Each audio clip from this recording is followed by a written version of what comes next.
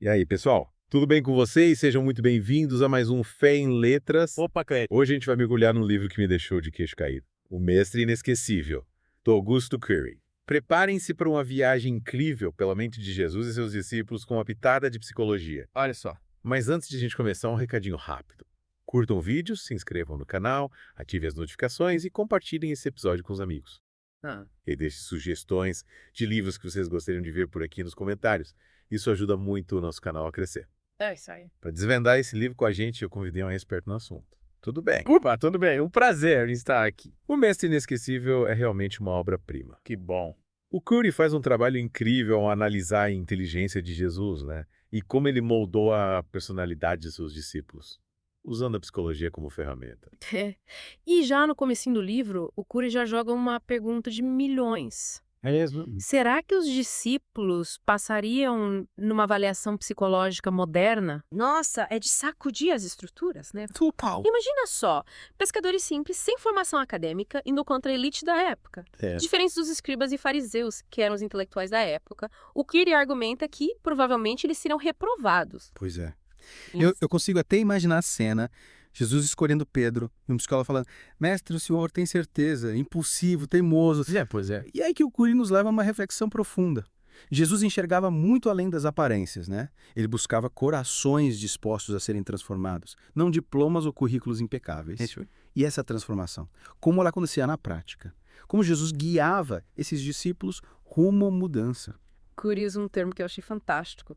Laboratórios existenciais. Olha, Jesus colocava seus discípulos em situações desafiadoras do dia a dia, que os forçavam a confrontar suas fraquezas, seus medos. Era como se ele estivesse criando cenários para que eles pudessem se conhecer e se transformar. Esses laboratórios me lembraram a história da mulher adúltera. Que situação tensa. Com a multidão exaltada, pronta para apedrejá-la. Ali, Jesus promoveu uma espécie de socioterapia, acalmando os ânimos.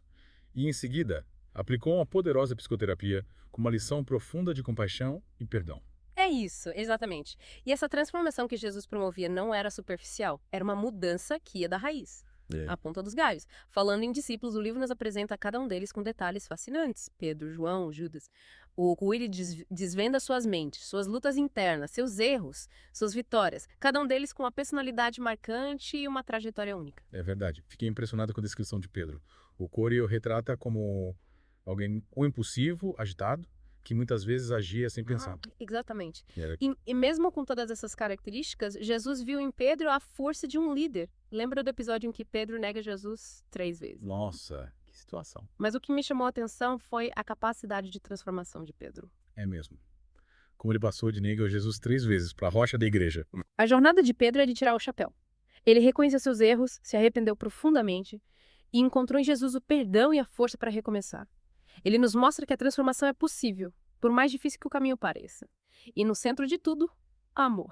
Verdade. Essa é a essência dos ensinamentos de Jesus.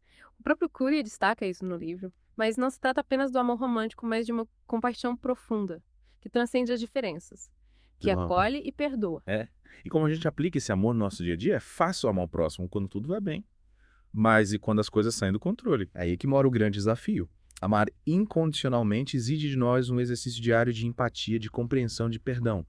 É um aprendizado constante, mas, acredite, o resultado compensa todo o esforço. E por falar em perdão, curioso, uma parábola de Jesus para ilustrar esse processo, sabe? A parábola do semeador. Essa parábola é incrível. Jesus compara a receptividade das pessoas aos seus ensinamentos com diferentes tipos de solo. O solo à beira do caminho, o solo pedregoso, o solo cheio de espinhos, cada um representando um estado de espírito, né? Uma forma de lidar com os desafios da vida. Exatamente. E o Cury, com sua sensibilidade, desvenda as nuances psicológicas por trás de cada tipo de solo. Nossa. O solo à beira do caminho, por exemplo, simboliza o coração endurecido, fechado para o novo. É como se a mensagem de Jesus batesse e voltasse, sem encontrar espaço para germinar. É como aquelas pessoas que simplesmente não estão abertas para ouvir algo diferente, né? Já chegam com o escudo levantado e o solo pedregoso. Aquele que recebe a semente com entusiasmo, mas não tem raiz e logo murcha diante das dificuldades. Esse tipo de solo representa as pessoas que se empolgam com a mensagem, mas não estão dispostas a pagar o preço, a se esforçar, a perseverar. É como uma planta que cresce rápido, mas não tem estrutura para enfrentar as tempestades. É verdade. E o solo cheio de espinhos. Lembra que no livro Curie associa as pessoas que se deixam sufocar pelas preocupações do mundo, né? Exatamente. A ansiedade, a ambição desmedida, o medo, tudo isso vira espinho que sufoca a mensagem de Jesus, impedindo que ela dê frutos. É como se a pessoa estivesse tão ocupada apagando incêndios que não consegue enxergar a beleza ao seu redor. É, que triste.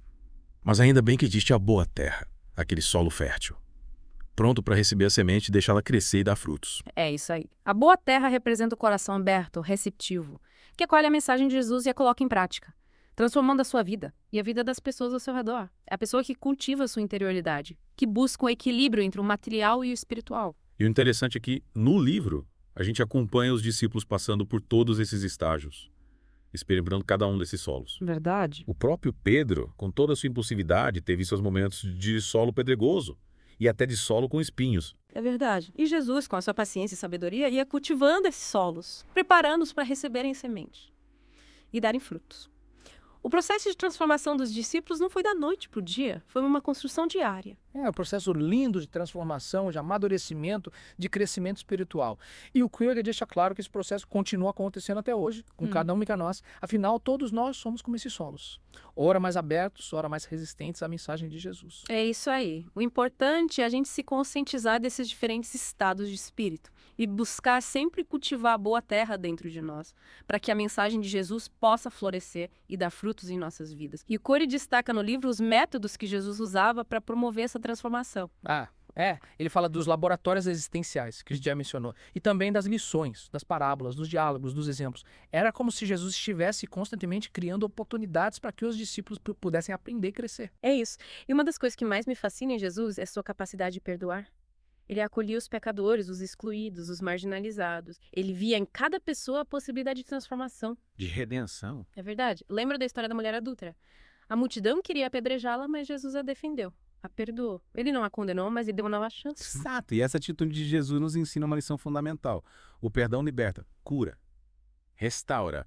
E falando em perdão, a gente não pode deixar de mencionar a história de Pedro que negou Jesus 3 vezes.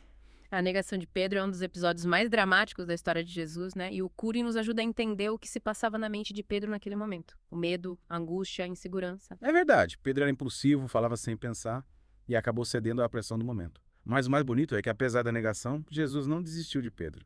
Ele o perdoou, o acolheu de volta.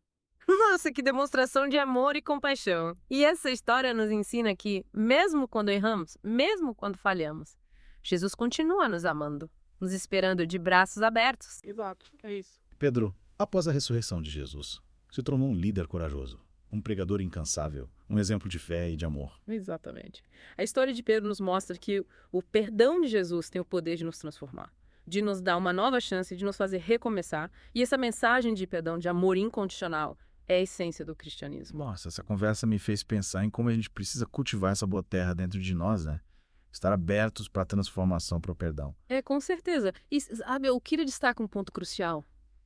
A honestidade. Jesus não buscava seguidores perfeitos, ele buscava pessoas autênticas, pessoas dispostas a reconhecer as suas falhas, né? E recomeçar. É na nossa imperfeição que a graça se manifesta. É verdade. Lembrando que a gente está desvendando o livro O Mestre Inesquecível, do Augusto Cury, que nos convida a essa viagem pela mente de Jesus e seus discípulos. E a história de João também é marcante. Ele, que era impulsivo e cheio de ciúmes, se transformou no apóstolo do amor. É verdade. O João, ele nos ensina que o amor é a chave para superar qualquer obstáculo. O combustível para construirmos um mundo melhor. E a história de Paulo, hein? De perseguidor dos cristãos a um dos maiores pregadores do evangelho. A conversão de Paulo é um dos episódios mais impactantes da história do cristianismo. Ele nos mostra que nunca é tarde para mudar de rumo, para encontrar o caminho da verdade. Verdade. E suas cartas, que fazem parte do Novo Testamento, são tesouros de sabedoria e inspiração. É verdade.